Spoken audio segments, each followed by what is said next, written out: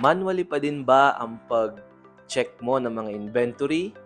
Tapos, nasa old tradition ka pa din? So, syempre, mga boss, overwhelming talaga yan. Lalong-lalo na kapag gumagamit ka pa ng mga papers.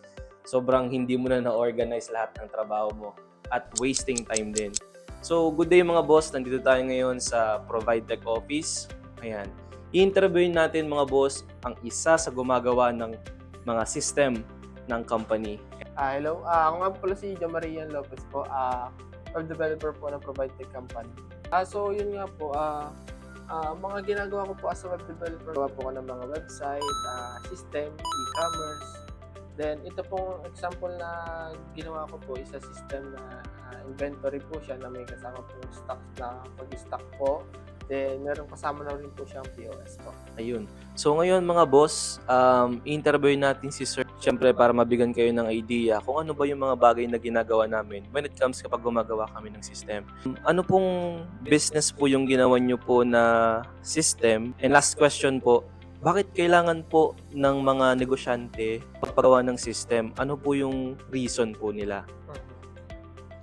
So yun, yung nagawa ko pong system is computer installation services po na nandito po lahat yung makapag-inventory po sila, makapag-stocks po, then meron na rin po kasama siyang POS.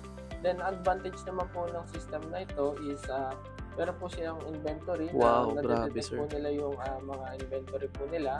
Then pwede po sila makapag-add ng product, kung ano po yung product na nakalagay po nila, na product name, category, brand, suppliers, kung ano po yung mga suppliers nila, then yung mga costing, dealer price, VIP price, and suggested retail price po. Eh di mapapabilis po talaga Sir Ian, no? Yes po. Yung pag-inventory po nila.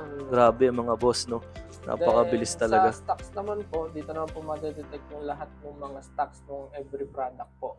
Na kumbaga sa quantity po na, then sa kung saang branch po siya naka-stocks ngayon, then kung ilan po yung quantity ng kada products po na nandun po sa isang branch po. Ano naman pong sinabi ni Sir po sa inyo nung ginawa niyo po tong system? Ayun sir, na mas napadali po daw yung pagre-record po, paglalagay po sa mga POS, something po na gano'n, then sa pag-stock po ng mga product po. Kasi then meron din po siya nung sa purchase order kung sakali po may Wow, grabe. order po sila ng mga panibagong supply dun sa business nila, direct na po silang parang mag-print na po lahat yung mga orderin nila sa isang supplier po. Grabe, no? Sa isang system, mga boss, nandito na lahat ng kailangan ng negosyo. So, hindi na kailangan magpapunta-punta pa sa iba't ibang mga application para ma-manage yung business nila. So, ang ginawa ng web developer po natin na si Sir Ian, nilagay niya na po sa isang system yung isang business, no? Sige, sir, continue po.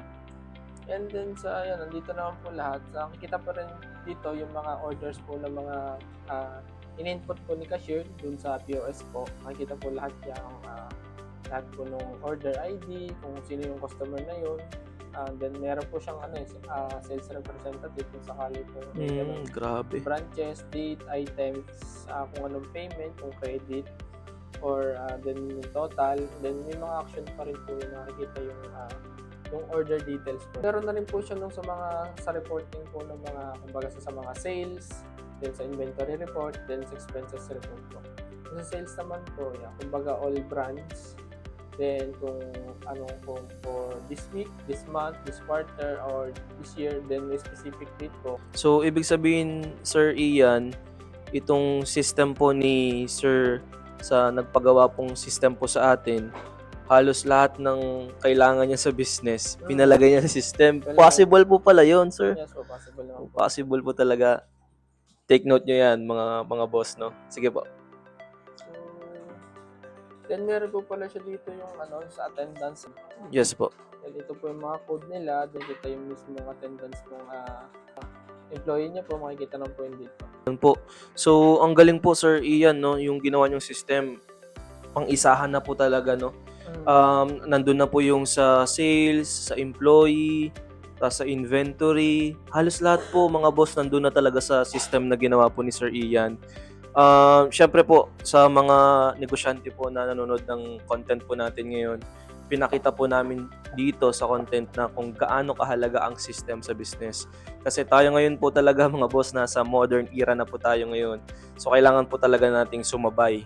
And syempre, yan ang magiging way para mas mag-improve pa yung business natin. And syempre po, Sir Ian, kagaya po ng last question ko po kanina, bakit po kailangan ng mga negosyante ang system? So yun nga, nangangailangan ng mga negosyante ng mga system para mas mapadali yung mga kanilang mga gawain. Hindi na sila mag-paperworks, more on system na sila na kahit pwede sa cellphone, tablet, and computer, basta meron silang internet, is pwede na nilang ma-access yung kanilang Wow, system. grabe. So, ilang weeks ba ang gugugulin, Sir Ian, bago magawa yung system nila? Depende po yung last ito pong nagawa ko, mga nasa 3 to 4 weeks ko lang po Oh, natapos. sobrang bilis, mga boss, no? Opo. So, dito mga boss, kung panonorin niyo yung vlog natin, dito pinakita po namin kung gaano ka-importante talaga yung system po sa business po natin. So, ngayon mga boss, ano pang iniintay nyo?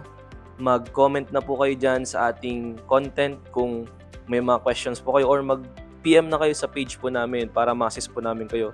Para magawan din namin kayo ng napakagandang system na all-in-one na po sa isang system para makatulong sa business mo. Yun lang mga boss, maraming salamat at patuloy lang po kayo magsubaybay sa aming content.